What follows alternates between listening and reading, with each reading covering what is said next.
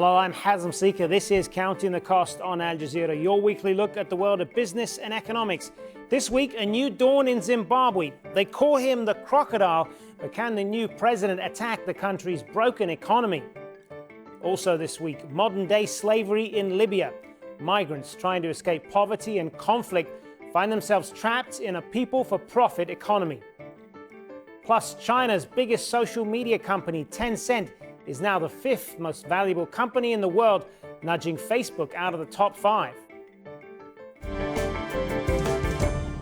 Now, many young Zimbabweans are hoping this week will prove to be a watershed moment for their country's economic future, as well as its politics. After nearly 4 decades of Robert Mugabe's unchallenged power, the country's banking system, agricultural system, and industrial sectors are in urgent need of reform. One of the key challenges for Zimbabwe's new leader, Emmerson Mnangagwa, will be to transform the economy into one that can offer good employment opportunities. Andrew Simmons has more on the challenges ahead and why some people are skeptical. It's a celebration of hope here, really, and so much of that rests with Emmerson Mnangagwa's ability to revive a shattered economy. Let's take a look at some of the faces here, because that level of hope is palpable, echoing around this stadium. The man himself is keen to do business, not just with China. He's established a good relationship there. There's plenty of business going on. But in past interviews, he said, we must look east. Well, now he's also looking west. There are so many things to overcome. Sanctions for one, bankruptcy another. The IMF, he wants to do a deal with them to fix a new program. And also, he needs to fix relations with international creditors.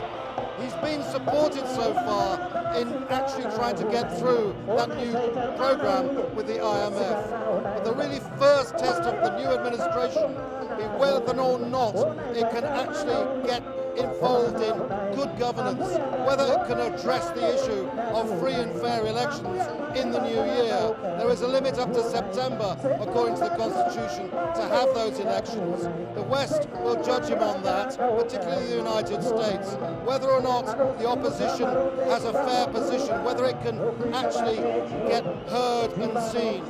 Whether or not ZANU-PF will play its card right is, well, it remains to be seen.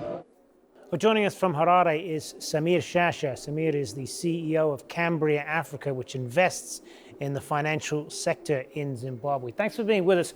So what is it like? Give us a sense of what things are like on the ground right now. Is there a sense of hope there that big changes are coming? Or given that Mr. Mnangagwa is part of the old regime, could it just be more of the same?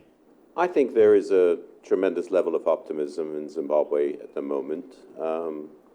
I think that people would be well advised to not expect too much too soon. There will be a lot of need for support and changes. I don't think that that the issue of more of the same is really relevant. I think it's quite clear that there's an interest in making changes in Zimbabwe and bringing about a new dawn. I truly believe that, and I think that, as I've said before, optimism is something that goes along with investing in Zimbabwe, and people are optimistic. And as someone who does business there, what indicators, if any, are you getting about any changes that might be coming? I am not hearing very much yet. I think the major issues here with business are deal with the international support for Zimbabwe, and Zimbabwe becoming more of a member of the international community with more rapprochement with the West. I'm not really hearing any news or differences. But I am hopeful. I'm hopeful that we will see more support for Zimbabwe coming from both the region and the West. We will see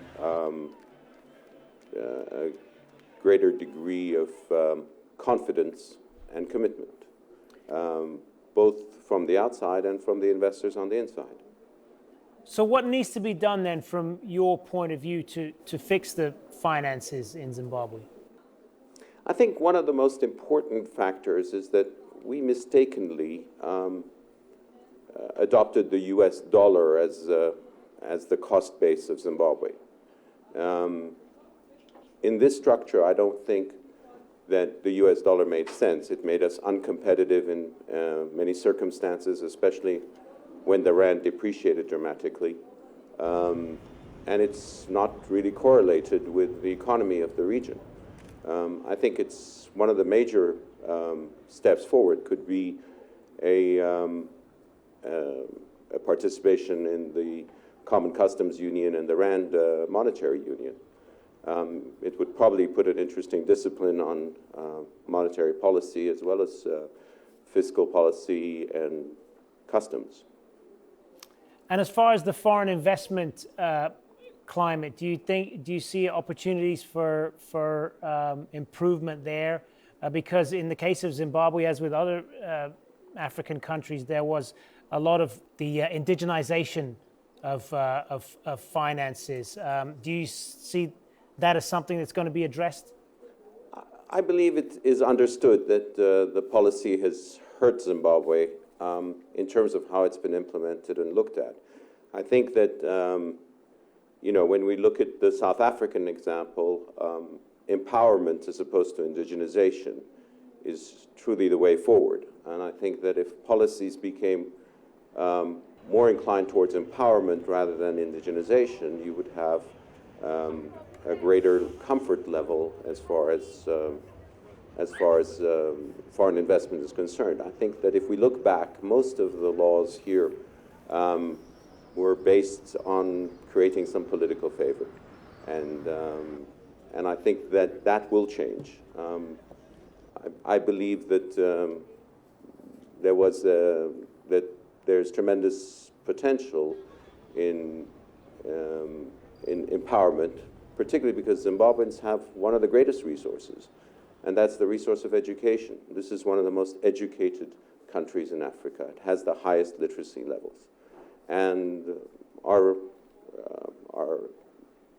the people of Zimbabwe who are no longer here, the expatriate Zimbabweans, if you will, are really economic refugees, and yet they've become economic refugees and very accepted around the world because of their education and because of their talent. And I think that that makes for one of the greatest foreign investments, actually the return of the diaspora, so to speak, to this country. Sami Shasha, good to speak with you. Good to speak to you. Thank you for having me. And remember the Zimbabwean $1 trillion notes? Well, it's now a collector's item. The notes had the most zeros of any legal tender in all recorded history. They circulated for a few months in 2009 in one of the worst cases of hyperinflation. It's thought only a few million of them were ever printed. Now, a dream of a better life turned into a living hell on the shores of the Mediterranean. The UN-backed government in Libya said it is looking into allegations that African migrants are being sold in slave markets. We are, from the head of the Presidential Council to the Interior Ministry and the department working against illegal immigration, dealing with this issue. There have been instructions to form an investigative committee to find the truth and capture those responsible and take them to court to be punished. Now, according to reports, the trade works by preying on the tens of thousands of vulnerable people who risk everything on what's been described as the deadliest route on earth. They use smartphones to connect with people smugglers to get them to the coast in the hope that they can cross the Mediterranean into Europe. Mahmoud Abdul Wahed reports from a detention center in the capital, Tripoli. These migrants were rescued by Libya's Coast Guard in the Mediterranean and brought here to this detention center in the Libyan capital, Tripoli.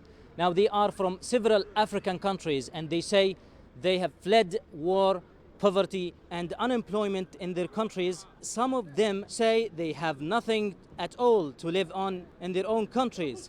They have taken a tough journey through the desert, and they have paid people smugglers to get to Libya to try to cross the Mediterranean to Europe. With security and financial collapse in Libya, human trafficking and smuggling have become a growing trade. Not only African migrants who risk their life, but also many Libyan locals pay people smugglers to get to Europe through the Mediterranean. Despite European efforts to monitor the Mediterranean, this crisis does not seem to be ending any soon until order and stability prevail in Libya. There is no proper registration for the tens of thousands of migrants when they arrive in Libya. Many are from West Africa, but also Somalia, Sudan, and Eritrea. But they come with very little money and are vulnerable to exploitation. Libya's economic and political chaos allows the armed militias and smugglers to operate with impunity, preying on these people for illicit profit. According to the reports, the business of detention centres is unsupervised in some parts of the country. Stories have emerged of torture, rape, and forced labour. And when the centres get too crowded, people are then allegedly sold off like goods in an open market. It's thought recent efforts to reduce the number of people crossing the Mediterranean are driving the growth of these privately owned prisons. The International Organization for Migration says trade in humans has become so normalized that people are being bought and sold in public for as little as $400. Well, joining us via Skype now from Geneva is Leonard Doyle from the International Organization for Migration. Thanks very much for being with us.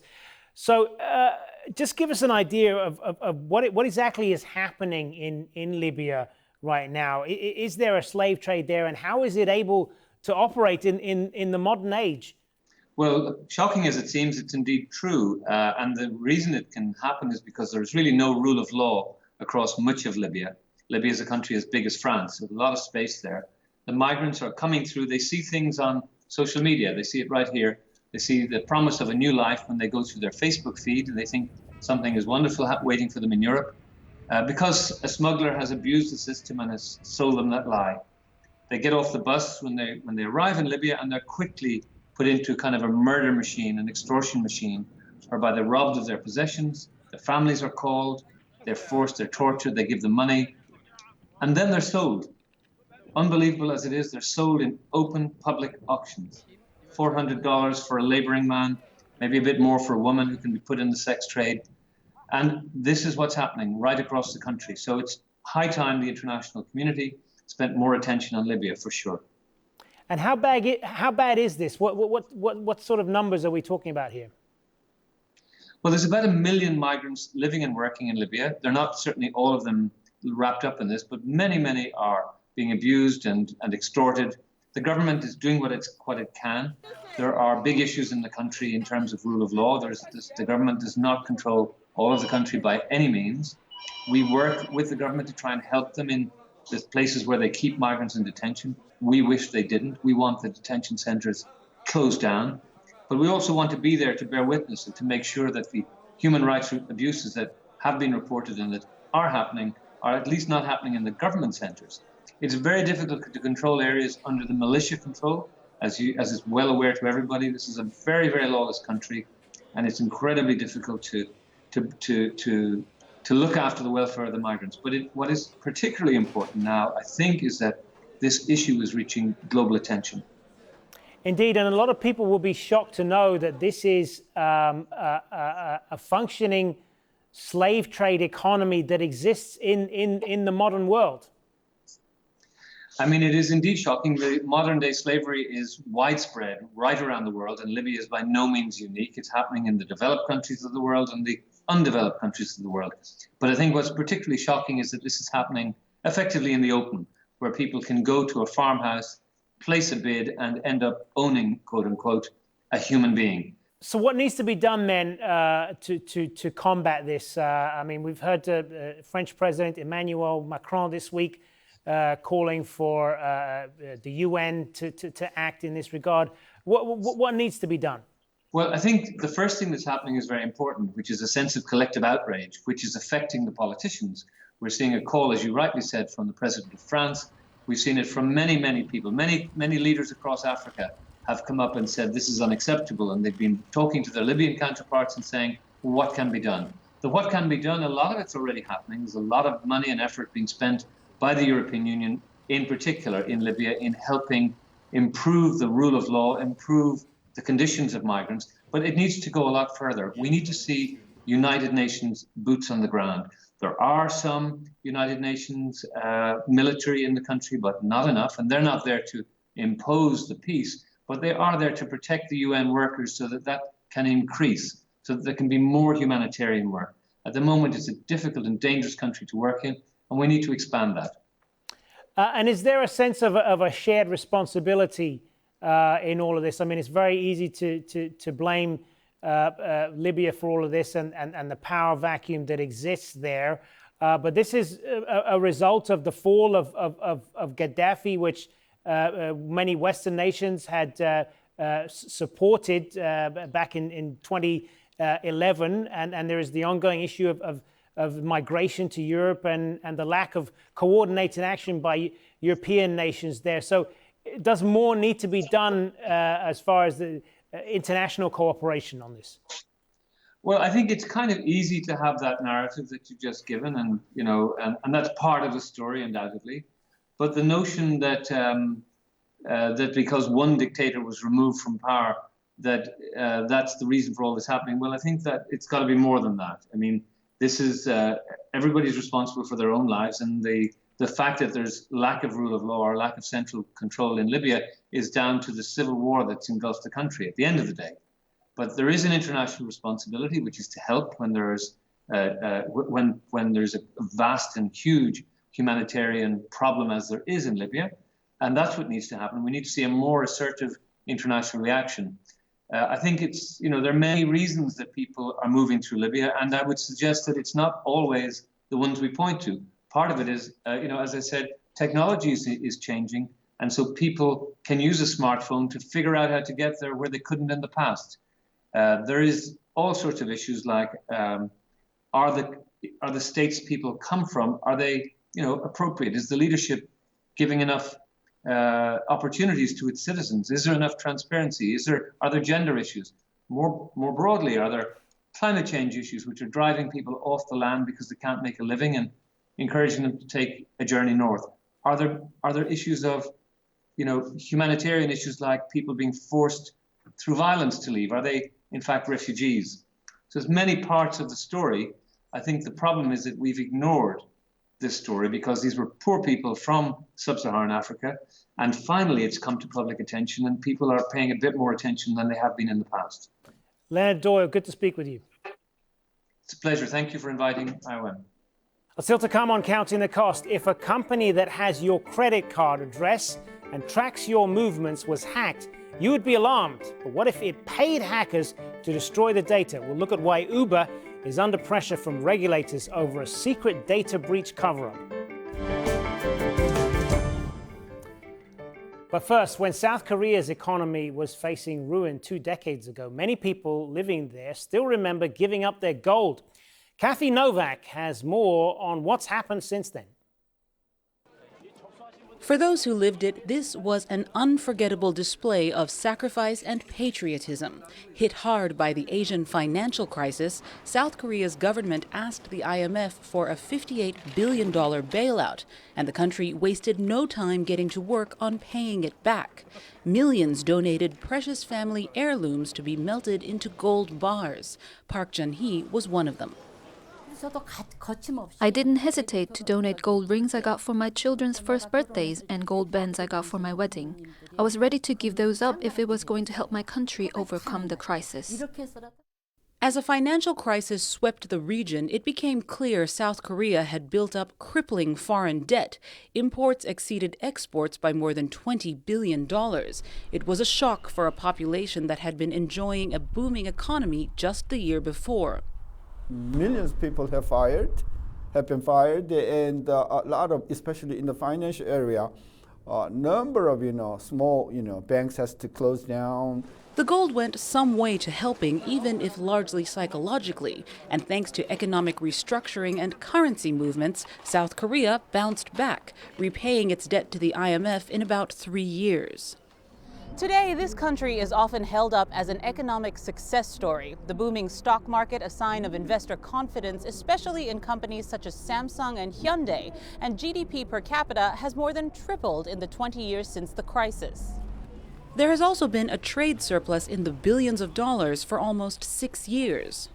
Apparently, Korea is doing pretty good just to the eyes of foreign investors. But if you look at inside the Korean economy, there are many problems. Among those problems, rising youth unemployment.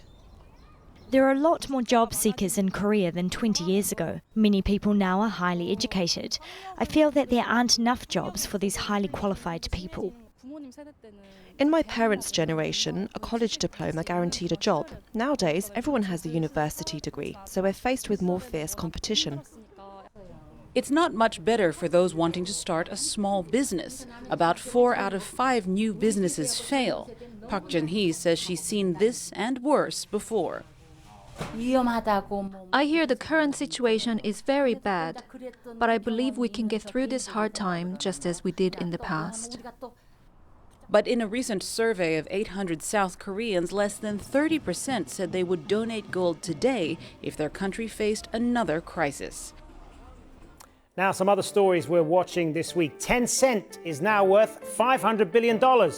China's biggest social media network and gaming giant made headlines when it became the first Asian company to surpass that valuation mark. Its share price rose on news that it's planning to expand its WeChat payment services in Malaysia.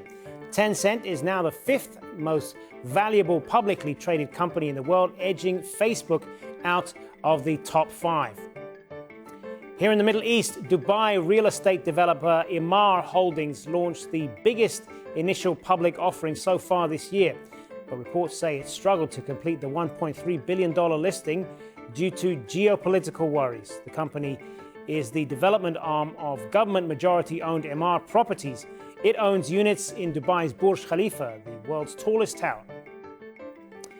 The CEO of the Qatar Stock Exchange says it's past the shock of the blockade imposed on Doha by some Arab states and is now operating normally. Qatar's central bank also sought to reassure investors.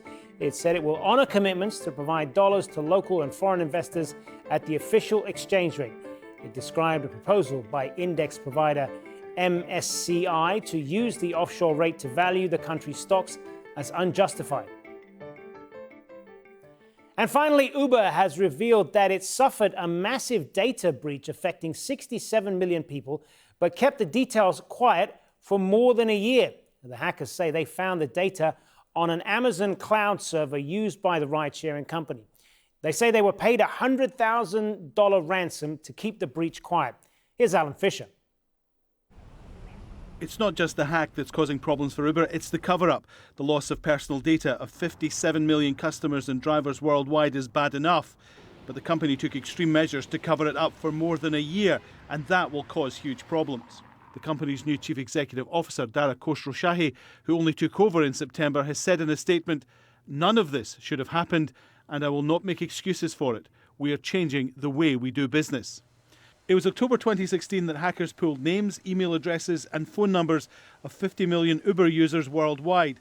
The personal information of 7 million drivers was taken as well. But the company insists no credit card information, social security numbers or trip location details were stolen. The company had a legal obligation to report the hack to regulators and tell drivers their license numbers were taken. But it didn't do that. Instead, it paid a $100,000 ransom to keep the hack quiet. No doubt that recent news is great ammunition for people who oppose Uber.